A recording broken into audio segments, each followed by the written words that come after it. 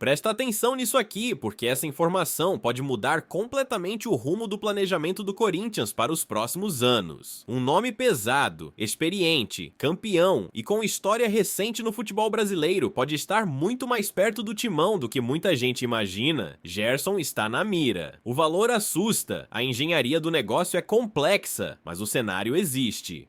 E o que está sendo discutido nos bastidores merece uma análise profunda, sem paixão, sem ilusão, olhando friamente para o presente e principalmente para o futuro do clube. Antes de continuar, já se inscreve no canal, deixa o seu like, porque isso fortalece demais o nosso trabalho e faz esse tipo de conteúdo continuar chegando para você, sempre com análise, bastidor e informação de verdade sobre o Corinthians. O nome de Gerson voltou a circular com força no Parque São Jorge. O volante, que hoje pertence ao Zenit da Rússia, está oficialmente na lista de jogadores negociáveis do clube europeu. E mais do que isso, existe um desejo claro do atleta em retornar ao Brasil. Esse detalhe muda completamente o tabuleiro da negociação, porque quando o jogador quer sair, a pressão interna começa a existir, ainda que de forma silenciosa. O problema começa quando a gente entra nos números. O Zenit estipula o valor de mercado de Gerson em 35 milhões de euros. Traduzindo isso para a realidade do Corinthians, esse valor é completamente fora de qualquer possibilidade. Não é exagero dizer que está desconectado da situação financeira atual do clube. Não existe margem, não existe fluxo, não existe cenário onde o Corinthians simplesmente vá lá e pague essa quantia por um jogador, por mais qualificado que ele seja. É aí que surge a alternativa que vem sendo debatida nos bastidores. Uma negociação sem custo direto de transferência. Ou seja, nada de pagamento em dinheiro. Mas aqui é importante ser muito claro. Dificilmente um clube como o Zenit abriria mão de receber milhões de euros para simplesmente emprestar o jogador. O futebol russo trabalha com outra lógica financeira. E o clube não está desesperado a ponto de aceitar um prejuízo técnico e financeiro sem uma contrapartida forte.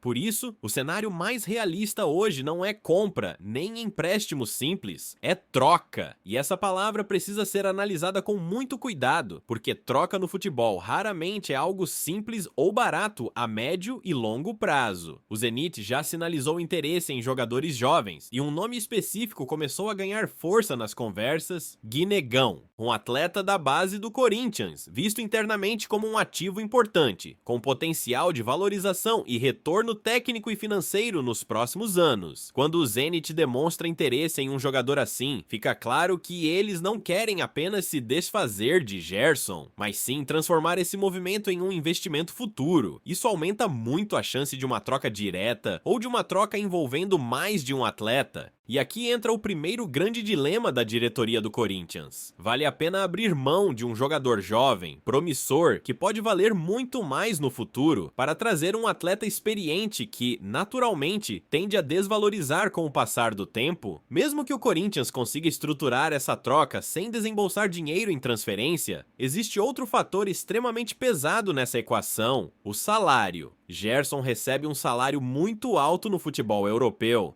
Para os padrões do Corinthians, seria necessário ou uma redução significativa por parte do jogador, ou um esforço financeiro enorme do clube para comportar esse custo mensal. E quando a gente olha para o histórico recente do Corinthians, sabemos o quanto contratos pesados comprometeram o caixa e limitaram o planejamento esportivo. Trazer Gerson não é apenas uma decisão técnica. É uma decisão estratégica que impacta diretamente o futuro financeiro, a utilização da base e a capacidade do clube de se manter competitivo sem repetir erros do passado. E essa discussão está só começando. Na próxima parte, a gente vai aprofundar ainda mais essa análise, entendendo o impacto esportivo de Gerson no elenco atual, o que ele agregaria dentro de campo e se esse custo-benefício realmente faz sentido para o Corinthians no momento que o clube vive. Quando a gente sai do campo financeiro e entra no campo técnico, a discussão fica ainda mais sensível, porque ninguém questiona a qualidade de Gerson como jogador. O ponto central não é se ele joga bola, ele joga e em alto nível. A pergunta real é outra. O Gerson que pode chegar hoje ao Corinthians resolve quais problemas do time atual? E mais importante ainda, ele resolve esses problemas ao ponto de justificar todo o impacto esportivo e estrutural que essa negociação traria? O Corinthians hoje tem uma carência clara no meio-campo, falta intensidade, falta controle de jogo em determinados momentos e, principalmente, falta um jogador que consiga ligar defesa e ataque com força física e leitura tática. Nesse sentido, Gerson encaixa quase como uma luva. Ele é um volante moderno,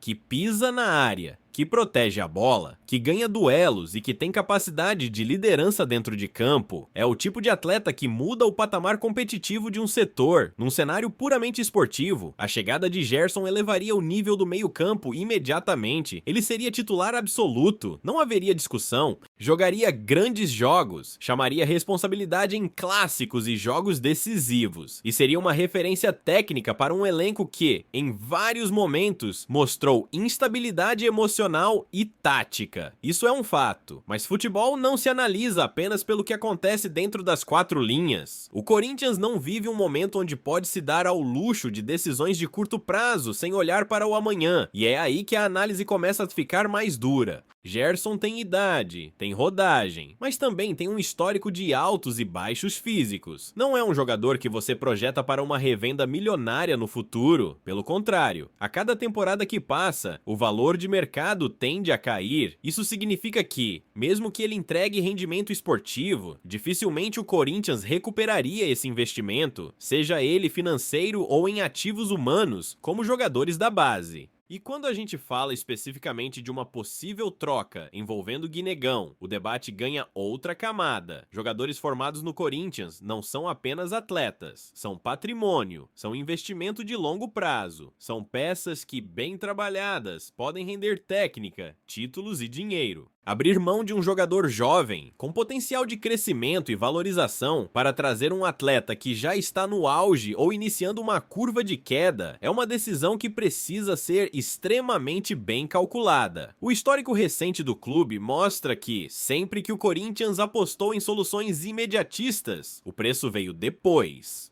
Contratos longos, salários altos, pouco retorno esportivo e nenhuma margem de manobra financeira. O risco de repetir esse roteiro existe, mesmo com um nome forte como Gerson. Outro ponto que pesa muito é o impacto no vestiário. Um jogador chegando com salário muito acima da média naturalmente cria um desequilíbrio interno. Isso exige gestão, exige resultados rápidos e exige um ambiente extremamente controlado. Caso contrário, o efeito pode ser exatamente o oposto do esperado: instabilidade, pressão e cobrança excessiva em cima de um único nome. Do ponto de vista do Zenit, a lógica é clara. Eles sabem que dificilmente receberão os 35 milhões de euros em dinheiro, mas também sabem que não precisam aceitar qualquer coisa, transformar Gerson em jovens promessas, especialmente de um mercado como o brasileiro. É estratégico. Eles perdem um ativo que deseja sair, mas ganham outros com margem de valorização. Para eles, a conta fecha com mais facilidade. Para o Corinthians, a equação é mais complexa. Porque não envolve apenas futebol, envolve filosofia de gestão, envolve decidir se o clube quer, mais uma vez, apostar pesado em um nome pronto, ou se vai proteger sua base e construir um elenco sustentável. Na próxima parte, a gente vai entrar exatamente nesse ponto. O que essa possível negociação diz sobre o modelo de gestão do Corinthians, quais riscos ela esconde a médio e longo prazo, e se existe um caminho alternativo que possa atender o desejo esportivo sem comprometer o futuro do clube. Essa negociação, mais do que falar sobre Gerson, escancara uma discussão muito maior. Qual Corinthians está sendo construído agora? Porque quando um clube entra em uma conversa desse tamanho, ele não está apenas avaliando um jogador, ele está revelando sua linha de pensamento, seu modelo de gestão e sua tolerância ao risco. E é exatamente por isso que esse possível movimento precisa ser analisado com frieza e profundidade. O Corinthians vive hoje um momento de reconstrução delicada. Não é uma reconstrução com dinheiro sobrando, nem com margem para erro. É uma reconstrução baseada em controle de gastos, valorização da base e tentativas de equilíbrio entre competitividade imediata e sustentabilidade futura. Dentro desse contexto, a simples possibilidade de envolver jovens ativos em uma troca por um jogador experiente já acende um alerta interno. Porque quando você aceita esse tipo de operação, você está dizendo ao mercado que, em momentos de pressão esportiva, o clube pode abrir mão de patrimônio futuro para tentar resolver problemas do presente. Isso, historicamente, nunca foi uma estratégia saudável no futebol brasileiro, especialmente para clubes que já sofreram tanto com endividamento e decisões tomadas no calor da necessidade. O discurso de que Gerson traria liderança, peso de camisa e experiência é verdadeiro. Mas ele também mascara um risco silencioso, a repetição de um padrão. O Corinthians já viveu ciclos onde apostou em nomes prontos, salários elevados e retorno esportivo imediato. Em alguns momentos funcionou, em muitos outros, deixou heranças difíceis de administrar por anos.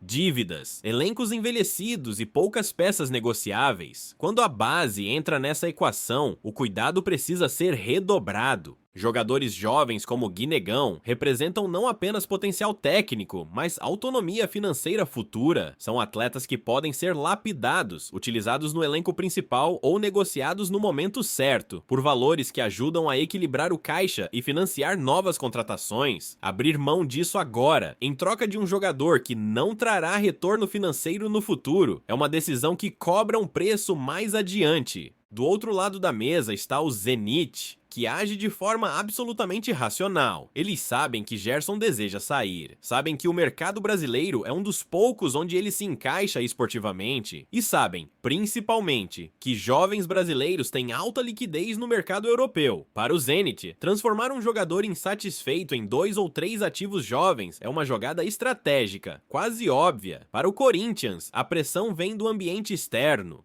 Torcida quer resultado. Clássicos exigem resposta. O campeonato não espera. E é nesse cenário que decisões perigosas costumam nascer. A necessidade de dar uma resposta rápida pode empurrar a diretoria para escolhas que parecem boas no curto prazo, mas que enfraquecem o clube estruturalmente. Existe ainda um ponto pouco discutido, mas extremamente relevante: o efeito dominó. Uma negociação desse porte não acontece isoladamente. Ela influencia outras renovações, outros contratos, outras promessas. Quando um jogador chega ganhando muito acima da média, isso vira referência interna. Outros atletas passam a pedir reajustes, a folha cresce, a margem de erro diminui, e qualquer queda de rendimento vira um problema gigante. O nome de Gerson, por si só, carrega peso. Ele chegaria com status, e status exige entrega imediata. Não existe período de adaptação para um jogador desse perfil. Se o desempenho não vier rapidamente, a pressão explode. E aí o custo político e esportivo da negociação se multiplica. Essa possível negociação, portanto, é quase um teste de maturidade para o Corinthians. Um teste para saber se o clube consegue resistir à tentação de soluções imediatas, ou se vai, mais uma vez, apostar pesado em um caminho que já mostrou riscos no passado.